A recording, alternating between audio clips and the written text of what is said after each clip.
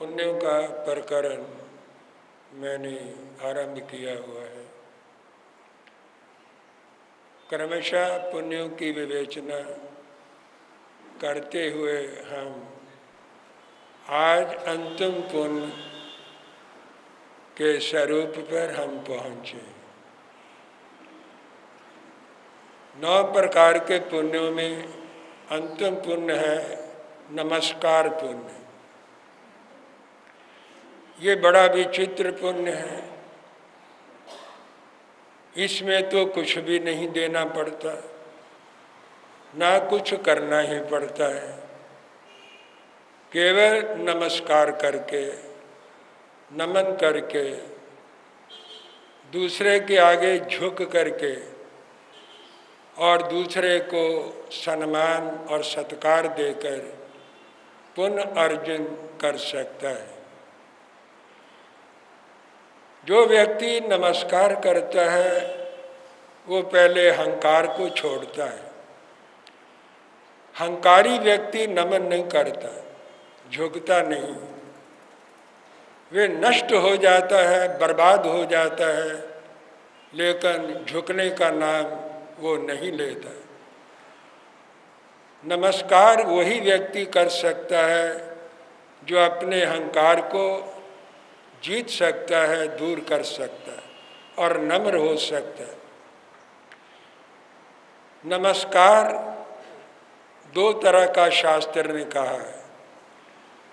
एक नमस्कार आत्म कल्याण के लिए किया जाता है। वे नमस्कार गुरुजनों को, अपने इष्टजनों को, इष्टों को,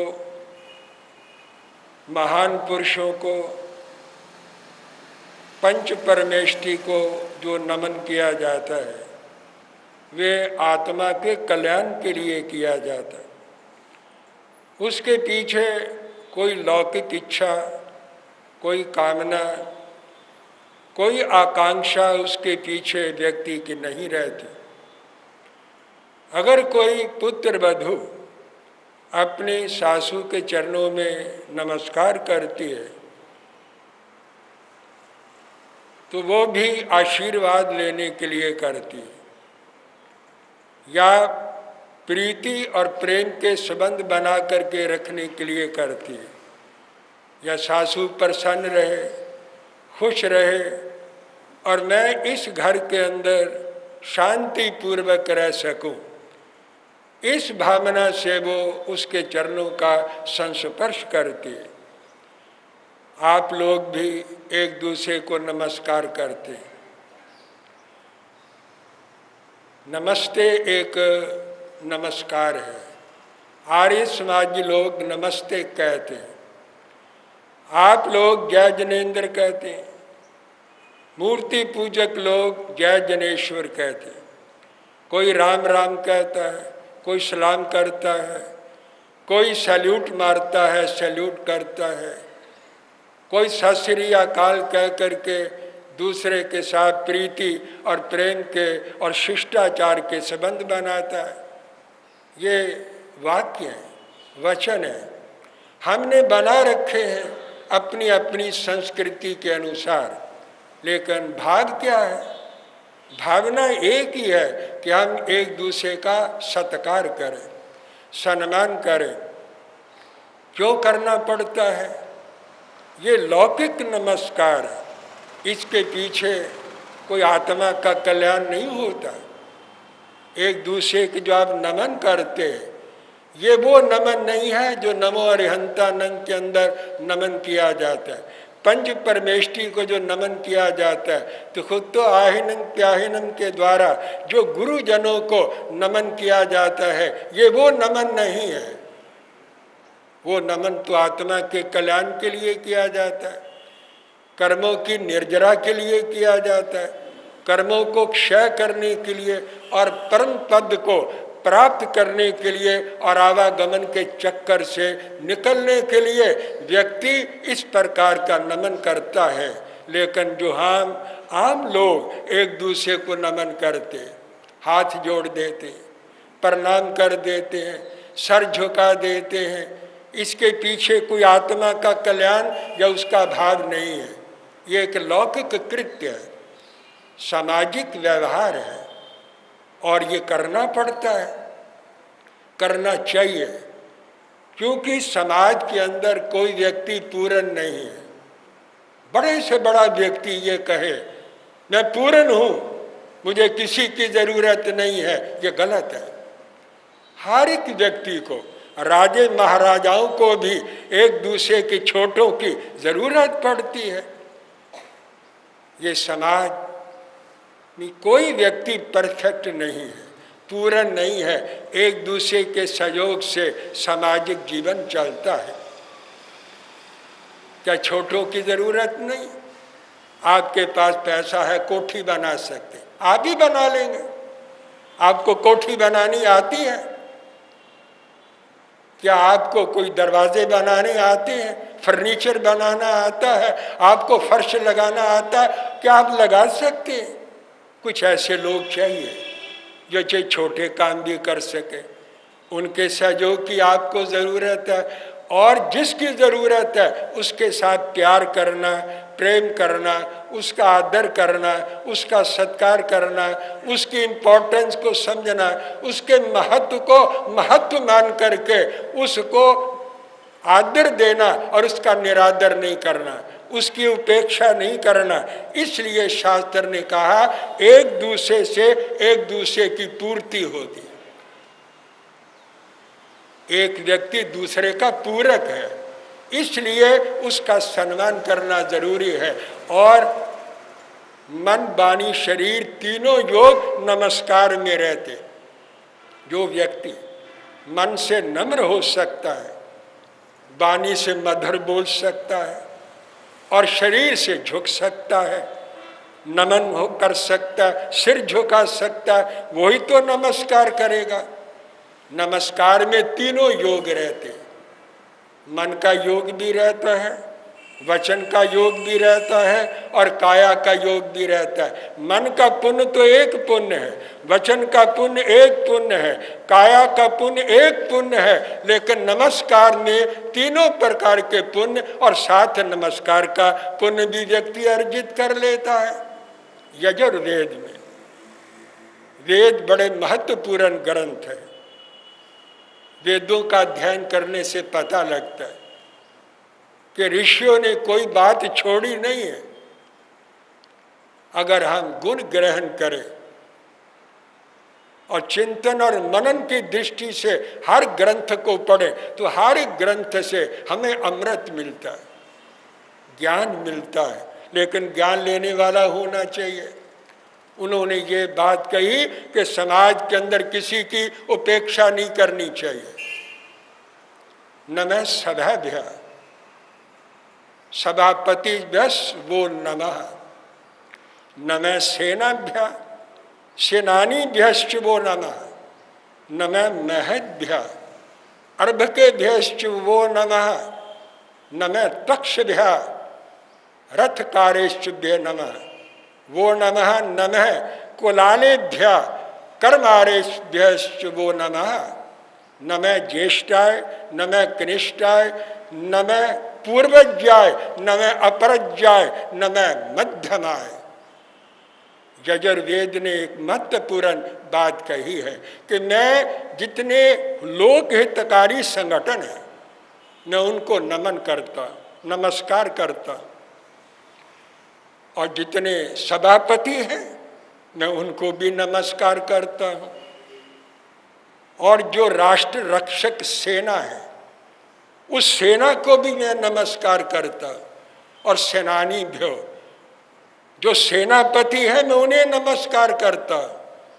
मैं बड़ों को भी नमस्कार करता हूँ, छोटों को भी करता, और जितने ये शिल्प शास्त्री हैं, शिल्प विशेषज्ञ हैं, मैं उनको भी नमस्कार करता, और ये जितने यान निर्माता हैं, यान बनाने वाले, मैं उन्हें नमन करता हूँ, सत्कार करता हूँ, उनका सम्मान करता हूँ।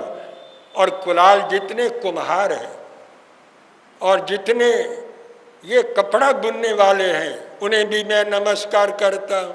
न छोटे को, बड़े को, पूर्वज को और बाद में उत्पन्न होने वाले को और बीच में उत्पन्न होने वाले सभी प्राणियों को मैं नमन करता हूँ, नमस्कार करता हूँ। आप कहेंगे भाव क्या है?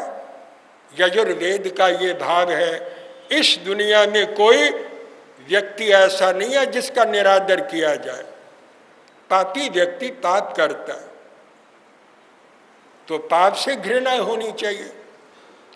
आप तो पापी से घृणा करते। अगर कोई साधु महात्मा पापी को बिठा करके शिक्षा नहीं देगा, ज्ञान नहीं देगा, बोध नहीं देगा, उसे पाप का फल नहीं समझाएगा और उससे नफरत ही नफरत करेगा, घृणा ही घृणा करेगा, पास बैठने ही नहीं देगा, जब वो पास ही नहीं बैठेगा तो आप उसे समझाएंगे क्या? वो समझेगा क्या? पाप बुरा है, नहीं करना चाहिए, पाप से बचना चाहिए, इससे गति बिगड़ती है, प्रलोक बिगड़ता है, अपयश होता है और धन का, शक्ति का, वीर्य का क्षय होता है। क्यों पाप किया जाए, ये बात समझाने के लिए आखिर उसको पास बैठने का मौका तो देना पड़ेगा, तभी तो वो सुधरेगा। तो घृणा तो किसी से भी नहीं करनी चाहिए। मैं कलकत्ता जा रहा, मुझे गया जी जाना पड़ा। मैं एक जगह ठहरा, मुझे किसी ने कहा यहाँ एक जैन मंदिर है, देखने काबिल है। मैंने ख्याल बना लिया, एक श्रावक को लिया, मेरे साथ एक सेवक भी था जो बहुत दूर से मेरे साथ साथ रहा, छाया की तरह। कर्तव्य पारायण भी था, ड्यूटीफुल भी था। हमारे भोजन करने के बाद वो भोजन करता, ये नहीं कि अपने आप पहले ही कर लेता। कहता था गुरुजी पहले आप आहार करें, मैं बाद में करूं। इतना ड्यूटीफुल था। उसको मैंने साथ लिया, मंदिर देखने के लिए चला गया। जब मैं वहां पहुंचा तो पुजारी ने कहा ये कौन है आपके साथ? मैंने कहा ये सेवक है, ये तो मंदिर में नहीं जा सकता, होगी उनकी कोई मर्यादा। मैं तो जानता नहीं, ना मैं डिस्कशन में पढ़ता, ना मैं किसी चक्कर में पढ़ता। उसने कहा ये सेवक अंदर आपके साथ नहीं जा सकता, दरवाजे तक तो आ गया, आपने अंदर जाकर दर्शन करना है तो आप जा सकते। मैं सोच में पड़ गया, ये तो विचारणीय बात है। इसकी उपेक्षा करके मैं भगवान का दर्शन करने के लिए अंदर जाऊं, ये क्या सोचेगा? आज तक गुरु जी के साथ इतनी दूर चला आया और आज मेरी उपेक्षा करके ये अंदर चले गए, इसके मन को दुख होगा, तकलीफ होगी, इसको कष्ट पहुंचेगा। सामने मूर्ति है, नजर आ रही है, दर्शन हो रहे हैं। श्रद्धा हो तो दर्शन दूर से भी हो जाते हैं। न काष्टे न पाषाणे न मृण्मय भावे ही विद्यतो देवा तस्मात् भावो ही कारणम। न काष्टे विद्यते देवा न पाषाणे न मृण्मय भावे ही विद्यते देवा तस्मात् भावो ही कारणम। न पत्थर में भगवान है, न काष्ठ में भगवान है, न मिट्टी में भगवान है। भगवान तो मन में रहता है, श्रद्धा में रहता है, आस्था में रहता है। मेरी आस्था है तो मैं भगवान का दर्शन यहाँ से भी कर सकता हूँ। इस व्यक्ति का अपमान क्यों किया जाए? मैंने कहा कोई बात नहीं, मैं सामने भगवान को देख रहा। मैंने सोचा इसकी उपेक्षा ना हो। अब आदमी कुछ और हमारी नजर में है। जब से सुना है यार लिबासे बशर में है, हम आदमी को आदमी के रूप में नहीं देखते। God created man in his own image. भगवान ने इंसान को अपने रूप में बनाया है। हर इंसान के अंदर भगवान को प्राप्त करने की शक्ति है। इसलिए हम आदमी को अब भगवान के रूप में देखते हैं, ब्रह्म के रूप में देखते हैं, ईश्वर के रूप में देखते हैं। हम उसे कोई एक नश्वर शरीर के रूप में नहीं देखते। ये भी तो भगवान है जो मेरे साथ कदम के साथ कदम मिला करके आज तक सेवा करता हुआ सुख दुख में साथी बन करके चला आ रहा है। इसकी उपेक्षा करके मैं केवल अंदर जाऊं, इसके मन के ऊपर क्या गुजरेगी? इसका भी तो आदर होना चाहिए। मैंने दर्शन किया, उसको साथ लेकर वापस आ गया। मुझे श्रावक ने कहा भी कोई बात नहीं, आप अंदर चले जाओ ना, देखा। मैंने कहा मैं देख ही रहा, मेरे पास देखने की नज़र है, दृष्टि है, मैं दूर से ही बहुत कुछ देख लेता हूँ, नज़दीक जाकर के क्या देखना है? ये एक सोच की बात है। हर व्यक्ति का आदर करना, चाहे छोटा है चाहे बड़ा है। रहीमन देख बड़ेन को, लघु न दीजिए डारी, यहाँ काम आवे सुई, कहा करे तलवारी। यहाँ पर सुई ने काम करना है, वहाँ तलवार क्या करेगी? तलवार युद्ध के अंदर काम करती है, लेकिन सुई कपड़ा सीने में सुई काम देगी। और वहीं पर सुई का काम है, जो काम छोटा कर सकता है वो काम बड़ा नहीं कर सकता। बड़ा ये कहे कि मैं सारे काम कर लेता हूँ, बड़ा सारे काम नहीं कर सकता। उसके अंदर तो अहंकार रहता है, मैं बड़ा हूँ, अहंकार पलता है। वो तो अपने आप को बड़ा समझता है, और छोटा अपने आप को छोटा समझकर हर छोटे से छोटा काम आप आदेश दे वो करने के लिए तैयार रहता है। यही इंडस्ट्रियल एरिया है। सन 64 में वहाँ मैंने चतुर्मास किया था। सुबह सवेरे मैं जरा घूमने के लिए निकल जाता था। जब मैं जाता था मेरे साथ 2 बंधु भी होते थे। तो एक व्यक्ति सड़क के ऊपर झाड़ू दे रहा होता, मुझे देखता, देख करके दूर जा कर के खड़ा हो जाता, झाड़ू रख देता, दूर जाकर खड़ा होकर नमस्कार कर देता, मैं उसको आशीर्वाद देता था, खुश हो जाता। आशीर्वाद जब भक्तों को देते, इनको तो इसलिए हाथ देते हैं कि ये कहीं नाराज ना हो जाए। इनको अगर नहीं हाथ देंगे ये तो रुष्ट हो जाएंगे, नाराजी हो जाएंगे, आज आ रहे हैं कल नहीं आएंगे। इनके पीछे तो भय भी है, लेकिन ये तो बेचारा अनजान है, श्रद्धा से जुड़ा हुआ है।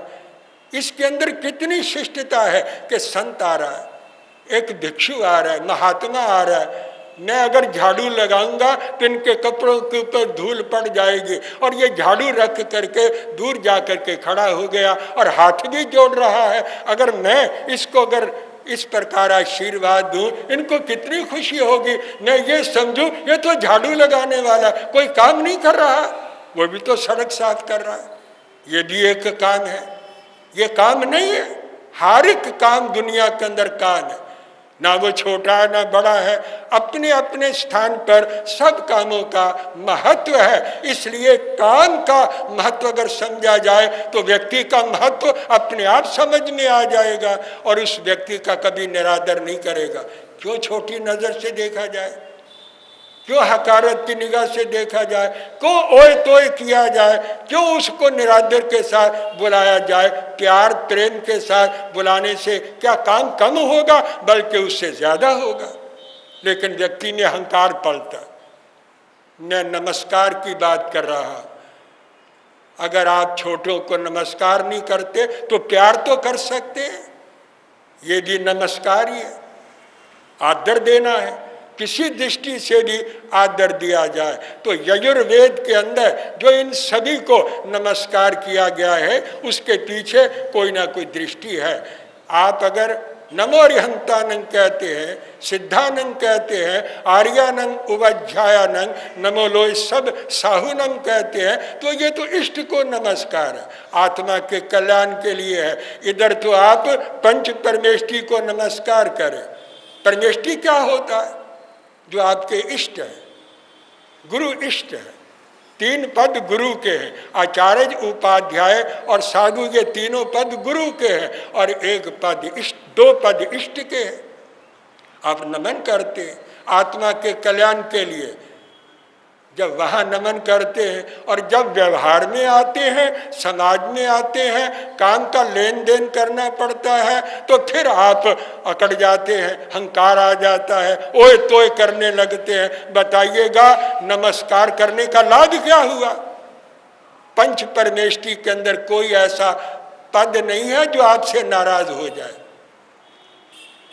लेकिन आप नाराजगी, निरादर करके आप अपने जीवन के अंदर कई प्रकार की समस्याएं खड़ी कर लेते हैं। जो इतना नमन करता है वो व्यवहार के अंदर नम्र क्यों नहीं होता, विनीत क्यों नहीं होता, हंकार क्यों नहीं जाता, और व्यक्ति नम्र होकर के सामाजिक जीवन क्यों नहीं चलाता? तो मैंने आज आपको बताया, मन वचन काया के द्वारा नमस्कार करके, नमन करके, सिर झुका करके, केवल विनीत होकर के व्यक्ति पुण्य का उपार्जन कर सकता है। क्या नमस्कार भी नहीं हो सकता? इतना भी व्यक्ति सीख जाए तो बिना कुछ दिए, बिना कुछ लगे, बिना कुछ किए, केवल हाथ जोड़ने मात्र से पुण्य उपार्जन व्यक्ति कर सकता है। भगवान ने पुण्य कैसे कमाया जाता है ये जनमानस को समझाने का प्रयत्न किया है। मैं और अधिक बोलना नहीं चाहता, विराम विश्राम ले रहा हूँ। जय अहिंसा, ओम शांति।